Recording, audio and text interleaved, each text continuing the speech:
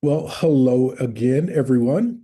Thank you for joining us. And we are in our speaker series for organizational leadership for Weatherford College. Tonight, we have a very good friend of mine, a cohort mate when I was at Baylor University in the Learning and Organizational Change program, doctoral program. And I am so excited to have Dr. Michelle Robertson with us tonight.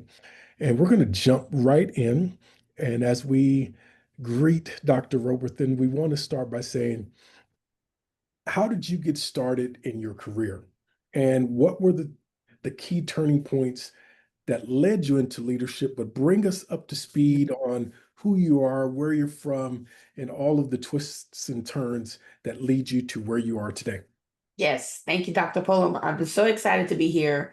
So, I am born and raised in Alexandria, Louisiana. So, I'm in the middle of the state, central Louisiana, and that was home for 18 years. I get accepted into college, 76 miles south to Lafayette, Louisiana, where the Cajuns were migrated to and really made South Louisiana their home. But I got accepted into the University of Louisiana at Lafayette, Raging Cajuns, and I've been engrossed in this community now for 19 years.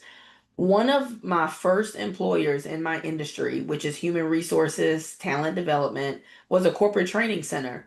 And at the time, I was working in nonprofit at Big Brothers Big Sisters. And I'm sure that's a nonprofit that most of your students are familiar with.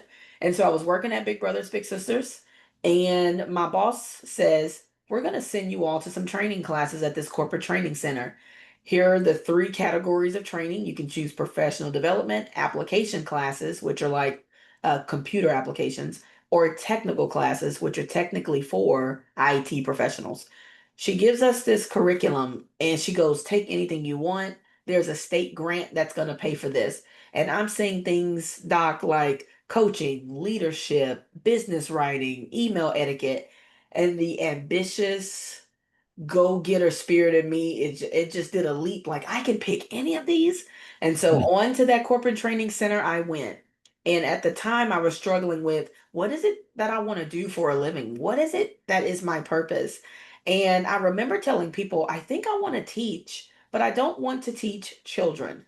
I want to teach adults, but I didn't have language at the time for adult learning, andragogy, never heard of Malcolm Knowles. I didn't know any of those things. Um, and so I went to one class at this corporate training center and I said, this is it. I want to teach adults in a corporate setting. I just didn't have language. And I kid you not, the rest of the story goes like this. I took a few classes there. I asked the instructors how did they get their start, just like you're asking me. They answered, but they didn't really give me a lot of energy behind helping me. And so, never defeated, I went on their website. I went to the About Us page. I saw their entire team, including the CEO, and I sent him an email. I introduced myself, told him I was in my master's program, that I wanted to do what he does for a living at his company. He took a Hmm. meeting with me in Baton Rouge, Louisiana, and he said to me, what are you looking for? I said, I'm just looking to learn from your trainers. And I said, maybe an internship? He goes, well, we don't have an internship, but I'll make one for you. Wow. He made an internship. They were not hiring, by the way. He made one for me and gave me a full-time job on my last day of my internship. Wow. I have never looked back, and I've been in talent development and human resources since that day in 2014. Amazing. Amazing. Yeah. I think what's also interesting about your background, and you didn't even really tell us about the new venture that you're in, but Yeah. organizational leadership, as we've talked to the class, is deeply rooted in human resources. Yep.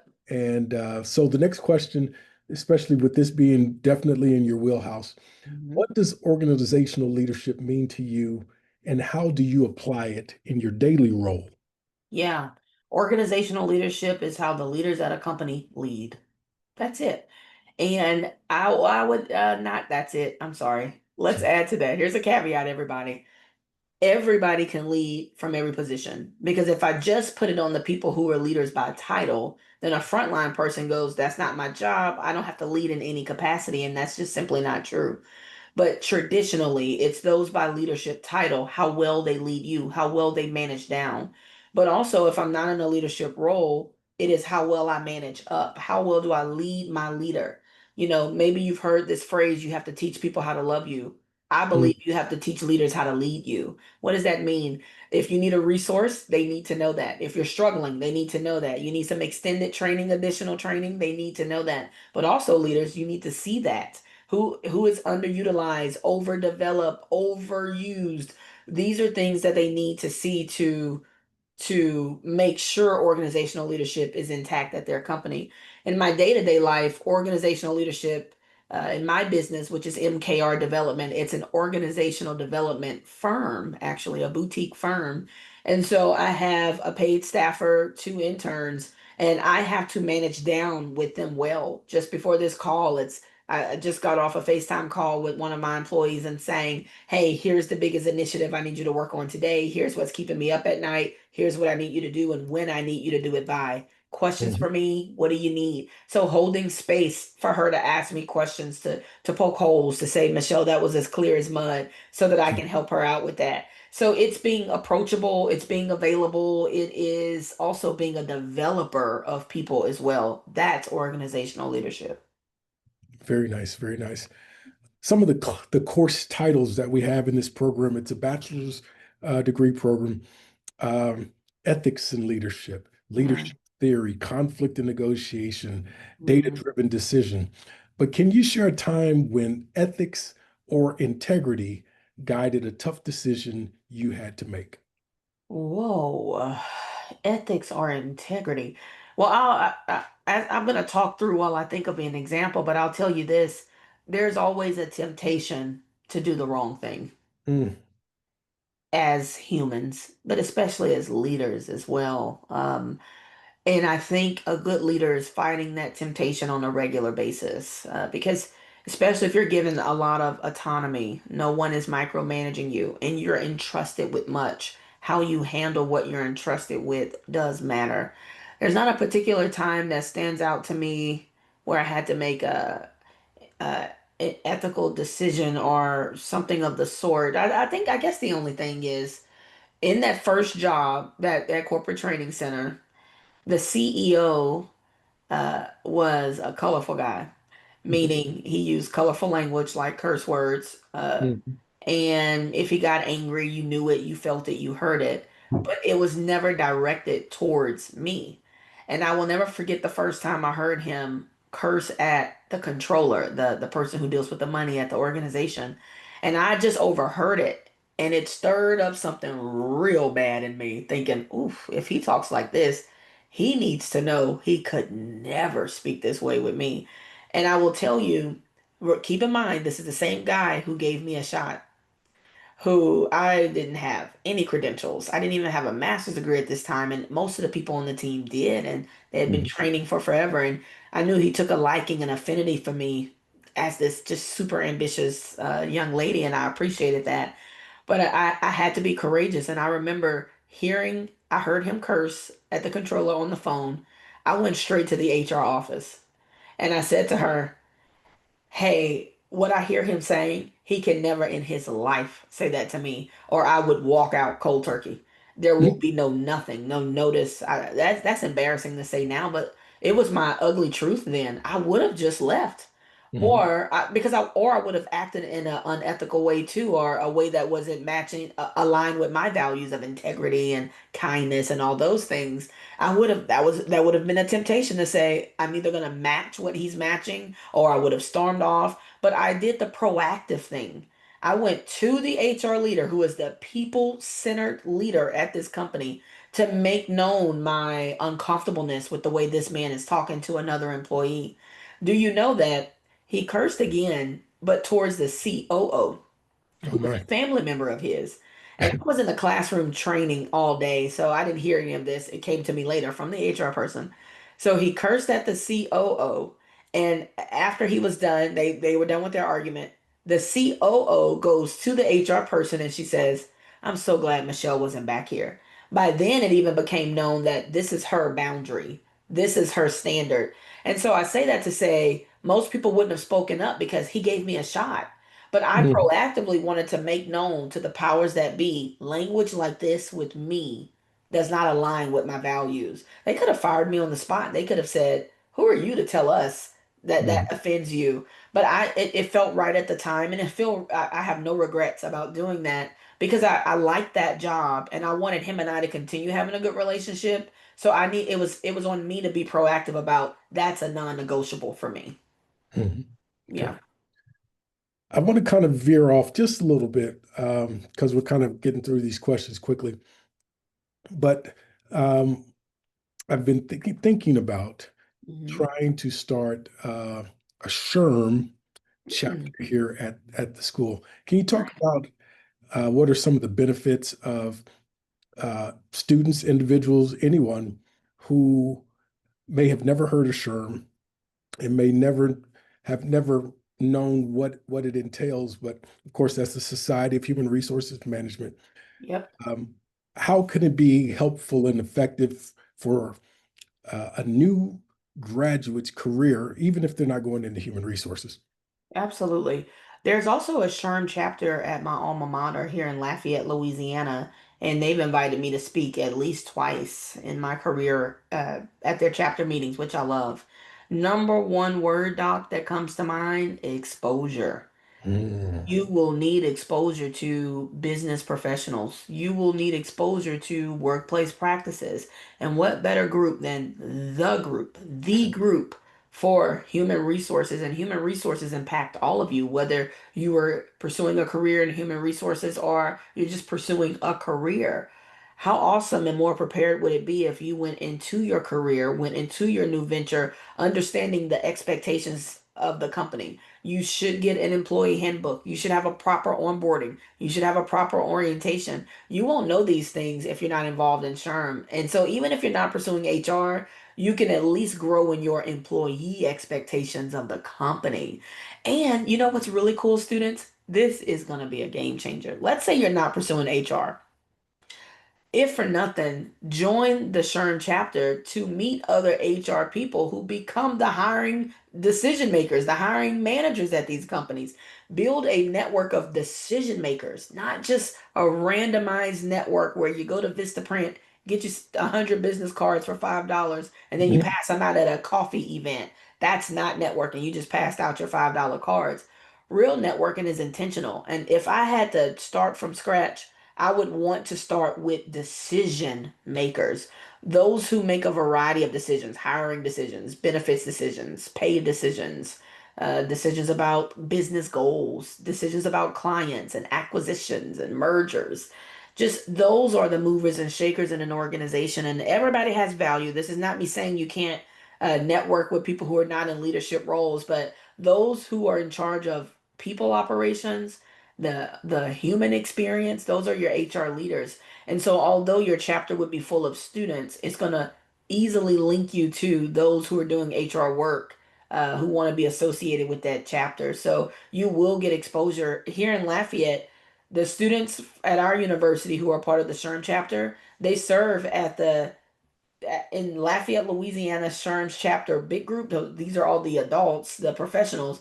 Their conference, those are staffed by students in the SHRM chapter, so they Mm. can work registration. Sometimes they are putting their research and work on display for HR professionals to respond and give them feedback to. They're getting internships from the main SHRM chapters to help with this student chapter. They're using the SHRM chapter speakers as speakers for their student chapter. So it's a nice bridge for you to get to know the professional world of human resource professionals. It's genius. Another course within our sequence for the bachelor degree is conflict negotiation. Hmm. So, describe a challenging conflict or negotiation you faced. What strategies help you resolve it effectively? Well, let me throw one back at you really quick. Conflict negotiation, as opposed to like conflict resolution, is it similar to resolution? I If you think, had to guess. well, I guess the resolution part is more final. Okay. Negotiation can be ongoing. Yeah, that's good. Yeah. Okay. No, that's so good. So the question is to describe a time where I had to. Well, you had a challenging conflict or a negotiation that you faced, and it could be in either or both, or just, how important is it, or the things that you've learned over your career, like you said, when you were an intern, Hmm. you handled it one way. That would Yep, be very different than how you handle it today. Or if your company continues to grow and one of your interns goes to HR to say, Michelle can't talk to me that way. that's right. How do you now navigate that from the position of leadership as opposed to the intern? Absolutely.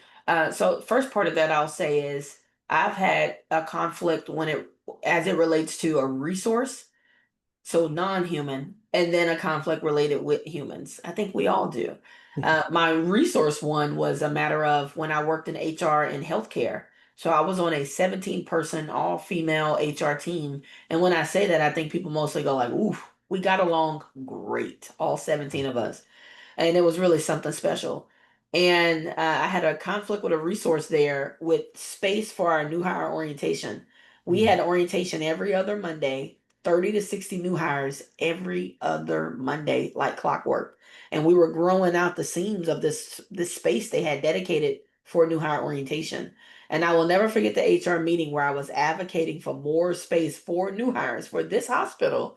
And the mm, VP of HR just wasn't hearing me. Did appeared the story I told myself was she didn't care, and she was shutting me down and almost handling me in this inappropriate way in front of all my peers. And I often say, you can tell you've lost an argument when people check on you after the meeting. Are you okay? Are you all right? And I was like, okay, that's helpful because I mm, always try to check myself. Did I deliver it right? Did I speak up well? Was it hostile, aggressive, all the things? And I felt great that it wasn't. I was just advocating not for me, new hires for this hospital. They mm. are not having it's an 8-hour orientation. They cannot be comfortable squeezed like sardines in this conference room that is too small for this group. And so she shut me down in that meeting. And then we had a one-on-one where we had always been very honest with one another. The one-on-one was better. And what I found was she saw that I was challenging her in front of the group. And I said, I challenge you all the time. She said, yeah, in private. I said, that was a good lesson for me. Mm. So I didn't think I was challenging her at all. To me, nothing felt unusual about what I was asking her. This is what I normally do, but I was relentless. She would say it, and I would go, "What about this? What about, but come on, can we, but have you considered?" And she was like, "No." And I was like, wow, she normally doesn't shut me down. What's that about? She felt embarrassed. She felt challenged. And where I could have said, gosh, could she just get over it? It was a good lesson for me that when it comes to conflict, I think timing matters, and who is around when you are communicating and going through the roughness of a conflict. Because certainly anybody can probably receive something delivered well and privately and where it's calculated a little bit more. When I look back on young me then, who was so relentless and so passionate about where orientation was going to be, I would have accepted her no initially and just made myself a note to follow back up and just say, hey, I had some other thoughts about some other options, but can you give me some context about what I'm missing about why this no is so firm? I would have been more empathetic. I just kept pursuing and persisting my own way.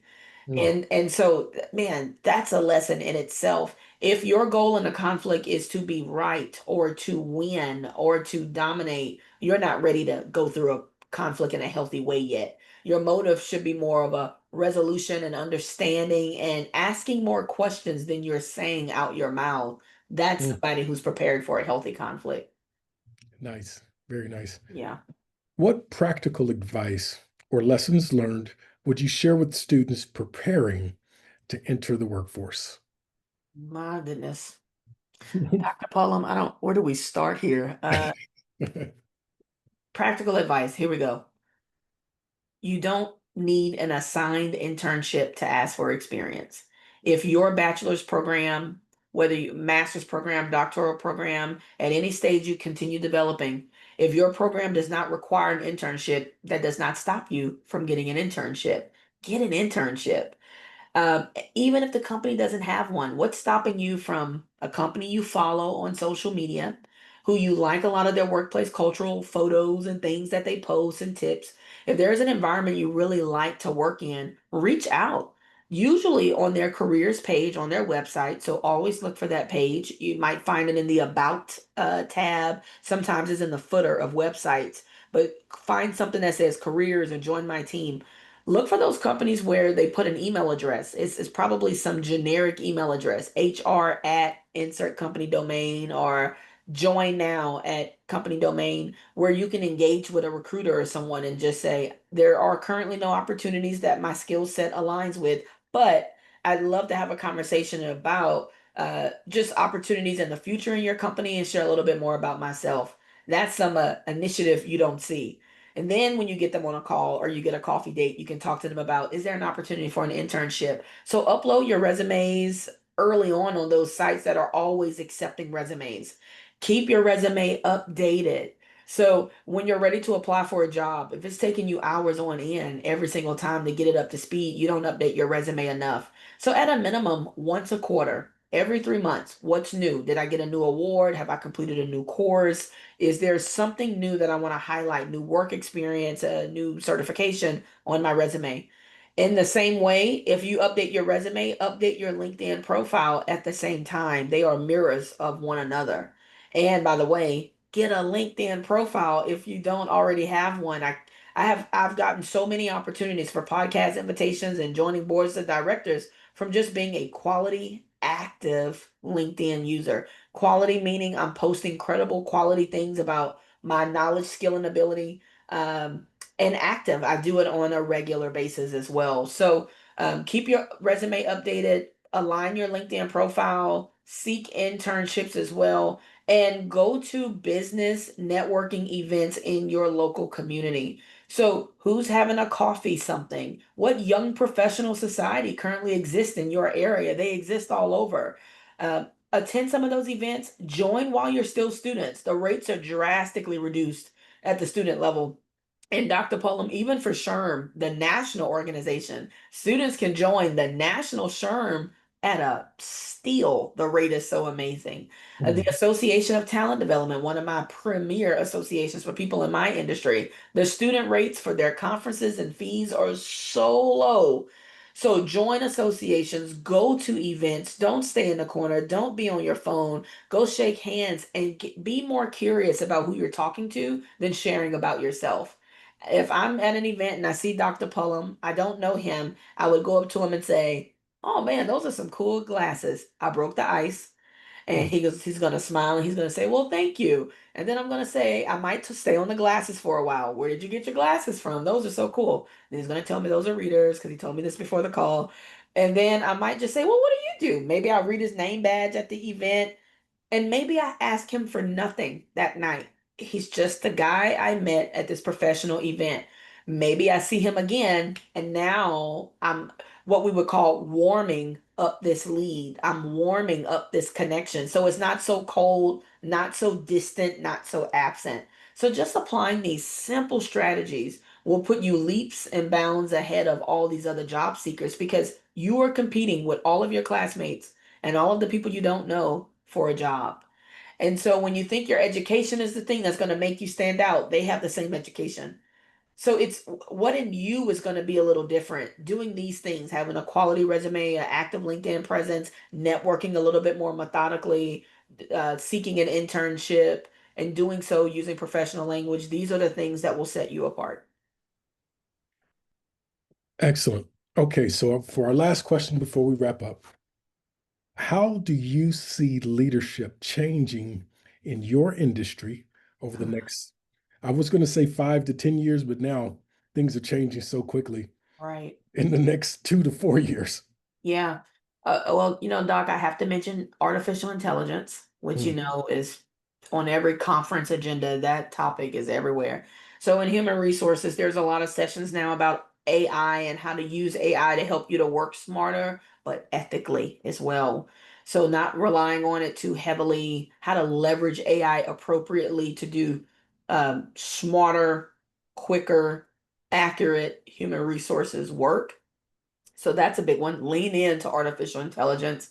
I'm over the scary conversations about robots and AI. Get over it. It's not going anywhere. Lean in. It reminds me of what's the movie about the NASA women, Janelle Monáe and Octavia Spencer, Hidden Figures. Hidden Figures, yeah. And I remember Octavia Spencer's character uh worked with some system. I remember some new system was coming out at the job and everybody feared the system. She went to the library and got every book about that new machine, this new system. She learned it like the back of her hand. Then she got promoted to supervisor. Then she was able to train everyone else. Do this with AI because that's a really big change in leadership. I think another big change too, naturally, Doc, is going to be the generations. There's so much talk about Gen Z and Gen Alpha, which is on the rise. They don't even have a definitive end end date yet for Gen Alpha. So here's what I'll tell you about this when it comes to leadership. There are some things that are just foundational all humans will need, and it's not dependent on a generation. Everybody wants security and stability and paid a fair, livable wage, and everybody wants to be heard. Those kind of things. I do think when it comes to generations, there is a shift in how they work and what motivates them that does not make them right or wrong. It's just the time that they were here. They didn't ask to be here at this time, and they did not raise themselves. Okay, so when we rag on Gen Z, who raised them? Right. Right? It's millennials, it's X, it's all of these things. Instead of pitting us against each other, learn to live with in a multi-generational workforce. So some of you might become young leaders, leading baby boomers, Gen X, Gen Y. And I don't want you to be intimidated. I just want you to get to know each person individually. Throw away the stereotypes and just get to know your workforce. Everybody's motivated by different things. And I think that's going to become more and more important as the workforce keeps getting more and more diverse. Excellent. Again, I want to thank you so very much for sharing with us today. This is going to be a tremendous um, place of value on not only what we're learning in the course, but also how they can approach Oh, the next 5, 10, 15 years of their lives, knowing some of these things that they did not have to experience themselves. And they yeah, can start from where you shared information to catapult themselves even further or springboard themselves even further. And yeah, these type of conversations is why we tell people to get a mentor or yes, to build relationships with those who have done the things and been the places that you want to go. But I'm yeah. so happy to have friends, so Mhm. happy to have colleagues, so happy to know people who are doing amazing and tremendous things as professionals. And we value and cherish these relationships. So thank you so very much.